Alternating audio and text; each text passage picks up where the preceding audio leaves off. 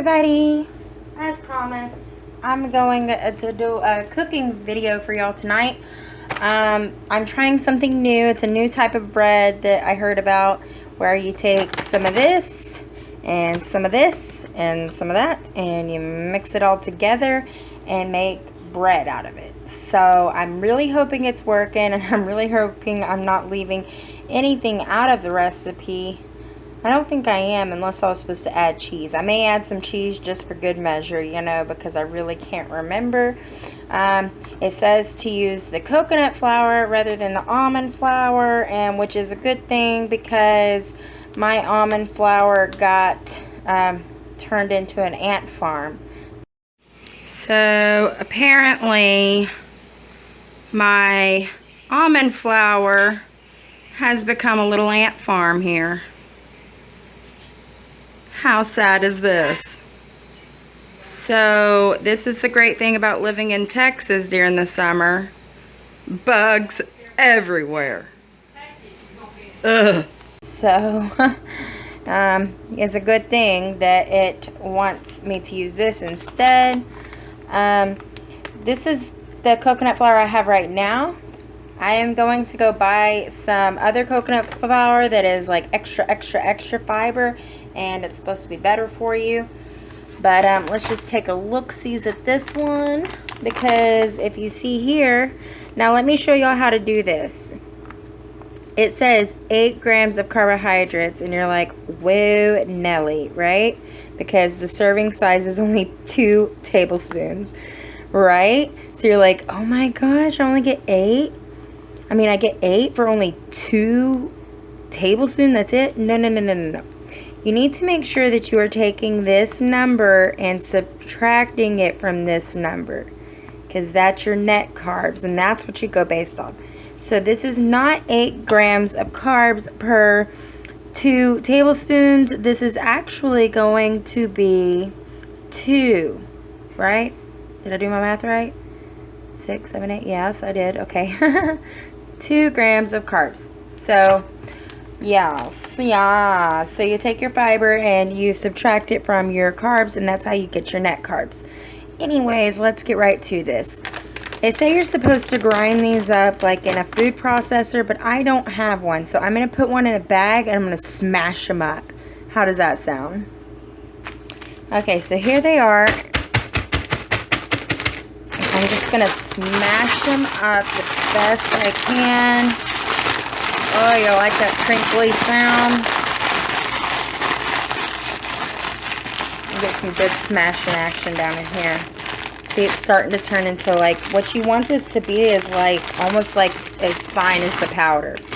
You want, as the flour. You want this to be super finely crunched up crumbs.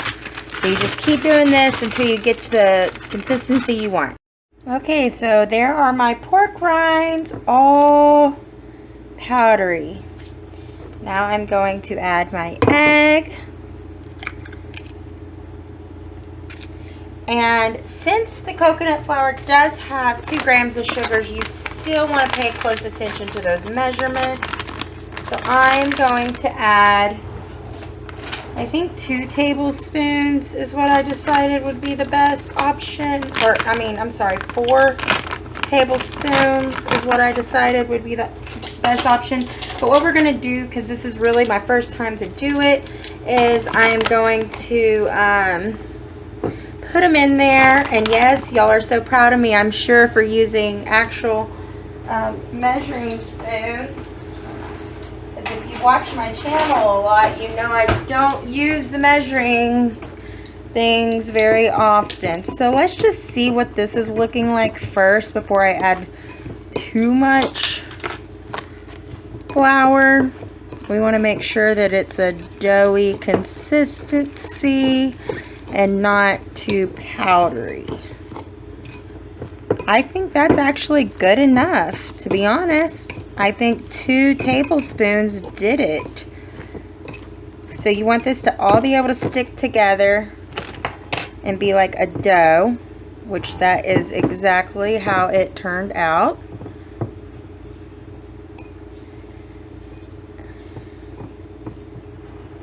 Y'all see that? It's like a big ball of dough. How awesome. How awesome. Yeah, my hands are a little red because the kids made some slime tonight at church. And of course they wanted, when we got home, they wanted to dye it red. And my daughter said that it was the blood of Christ. And that is why she was dyeing it red. Which means I was dyeing it red. And that's why my hand is slightly dyed red. Do y'all see that?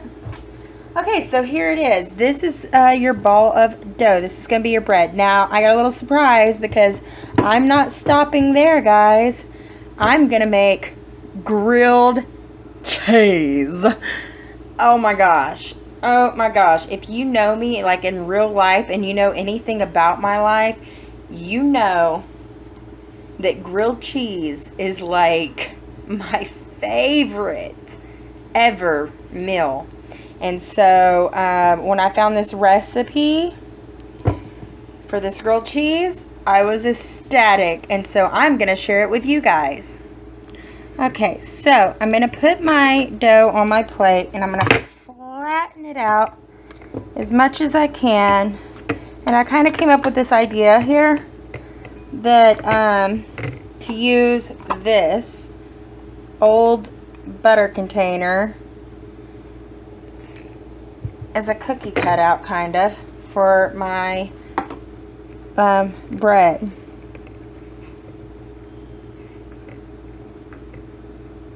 Guys, this is my first time doing this, so I really don't know how this is all going to turn out. But here's to hoping. You know what I should have done? Duh, Courtney. Get it together, girlfriend. I really hope this didn't require cheese because I didn't put the cheese in there. That might not work. But what I'm going to do is I'm going to put my parchment paper down first, and then we're going to do it. So I guarantee you it's all going to work a lot better on there than a plate because you're going to cook it. You want to cook it afterwards. And I mean, the shape doesn't really, oops, sorry guys, sorry. The shape really does not matter. And I might not have done enough for 2 pieces of bread. Anyway, like I was saying, the shape doesn't matter. What matters is you have something to cook your cheese onto. Okay, that's what matters. So here's what I'm going to do. Once I get all of this together, if I had more dough, that square thing probably would have been great. It would have worked perfectly to make a bread shaped shape. I can't think right, guys. Seriously, it's late at night. Not too late, but it's pretty late. And I just been with children all day. So my mind is almost like mush. Almost the consistency of this dough right now. Super mushy. Super not sure what I'm doing with my life. Okay, so I think that's good, y'all. Does that look even? Does that look like 2 even pieces of bread there? You know what? It looks even enough, right? I think when you get bread out of your bag of bread or whatever, out of your loaf of bread, you never really find 2 pieces that are exactly even anyway. So awesome. So you're gonna get a cookie sheet and you're gonna put this in the oven on 350, and you just kind of want to bake it until it's like a golden brown color. I don't really know because I haven't done it yet, so I don't really know how long, but I do know that when it comes out it's going to be like a golden brown. I think what you do is you put it in for about 10 minutes and then you flip it and then you cook it another 10 minutes. And that's what we're going to be trying. So stay tuned. Okay, so here they are at exactly 10 minutes. And yes, I found my spatula. And if y'all saw in the last video, we have a issue with spatulas going missing because of my beautiful son. He likes to pretend they are ninja weapons. Alright, so I'm flipping them now.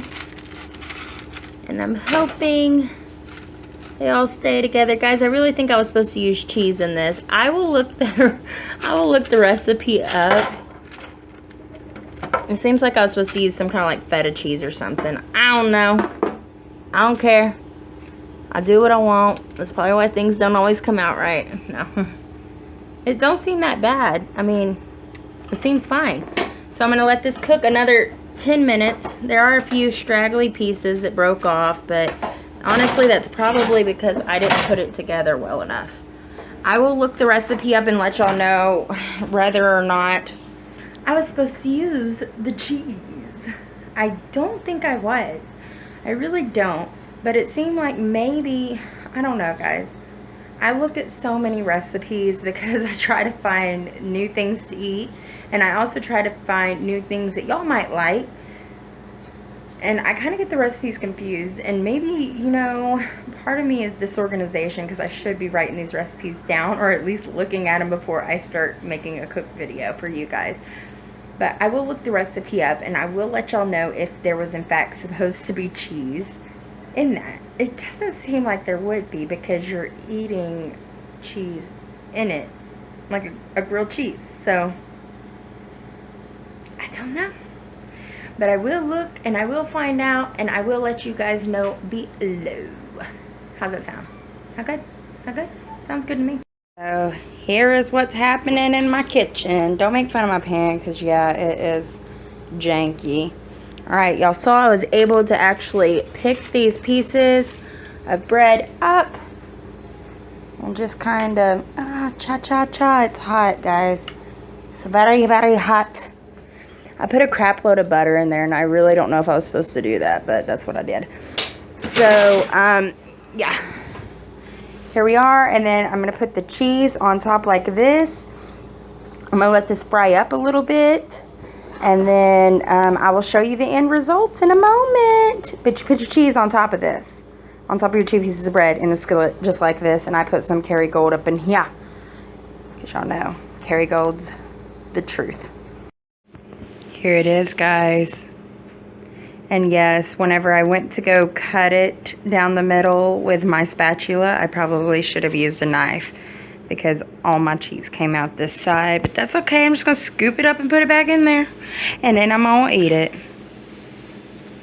Oh my goodness, this really looks like a grilled cheese, y'all. Let's see if it tastes like one too. Okay, so here it goes. The taste testing.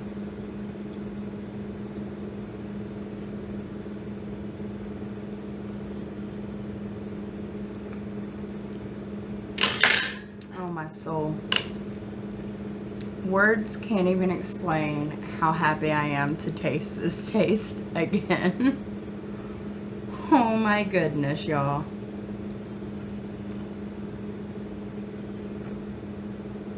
It's good. It's good.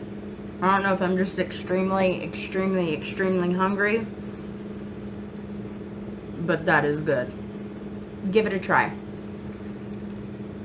So if you like this video and you want to see more of this beautiful face, hit the subscribe button. It's somewhere down there.